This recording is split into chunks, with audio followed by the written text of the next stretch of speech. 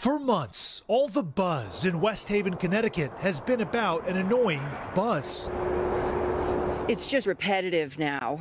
You know, you just keep hearing it. Residents in the city of 55,000 started complaining at least a year ago. I just thought it was me going a little cuckoo. But the calls crescendoed last spring, according to Mayor Dorinda Borer. Is this sort of like a mystery that has blanketed West Haven?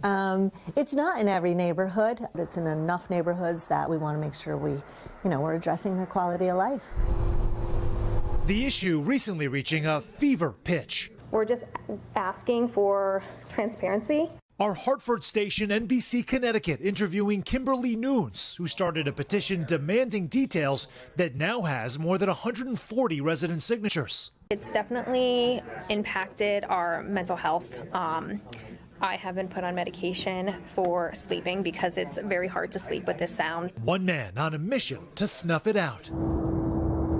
John Carano, West Haven's Commissioner of Human Services, says he's personally tested almost 400 sites around the city. It's one of those noises that once you hear it, you can't unhear it. The city believes it's identified the source, a local plant. I think different pieces of it have gotten addressed, and now we are here with this low hum noise.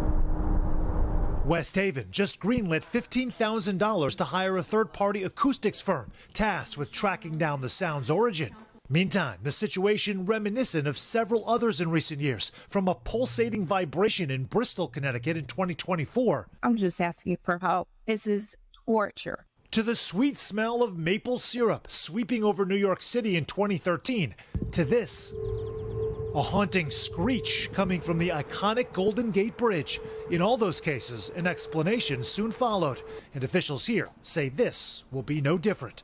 I think we'll get some answers, and I think we'll be able to address it. It seems like they are very close at this point, guys. The acoustic firm plans to set up 10 different microphones at 10 different locations and capture the sound. Once they collect all that data, they're going to compile a report, and then it is up to the city to come up with a solution with the company or the source that is producing the sound. But you can understand, we're talking about hundreds of people here. The petition that was signed was like 140 people. It's a 2-square-mile area, according to city officials. But if it's you, and you're hearing the sound, you imagine it would be pretty annoying. It also seems like you just compiled the sound for them. What do they need to gather it for? You just did all their work. I just want to get on the payroll. I'm working on that side. We'll see if it works. But I'm on the case. All right, Sam. Thank you for the deep dive. All right. Mr. Roker standing by for another check of that weather. Hey, buddy. Actually, it's Craig out there in Connecticut shaking those martinis. not even close to West Haven.